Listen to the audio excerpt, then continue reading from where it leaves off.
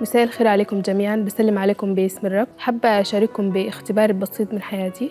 أنا حياتي قبل ما أعرف ربنا كنت عايشة في وسط مجتمع بيضطهد الناس اللي من عمري شخصياً، يعني بيضطهدوني شديد. فبعد فترة انتقلت من منطقة اللي أنا كنت عايشة فيها، جيت قعدت في منطقة تانية، جيت عرفت ناس، فأنا حسيت بهم متغيرين شديد مختلفين. لما قعدت معاهم لقيتهم إنه هم فعلا ما زي الناس اللي أنا بعرفهم أول. حسيت بناس متغيرين شديد، ناس زي حركاتهم، تصرفاتهم، أسلوبهم، كل حاجة. جيت قعدت معاهم، عرفتهم، بقيت بمشي معاهم، حتى بشاركهم، تعرفت عليهم أكتر، بقيت أتقرب منهم أكتر فعلا، لأنه الناس زي فعلا يعني ناس فرق مننا كلنا. لما جيت صليت قلت يا رب الطريقة اللي أنا ماشية فيه ده لو صح أكمل فيه زي ما أنا. فعلا كملت زي ما أنا. لما جيت كملت فعلا لقيت نفسي إنه أنا ماشية بهدف.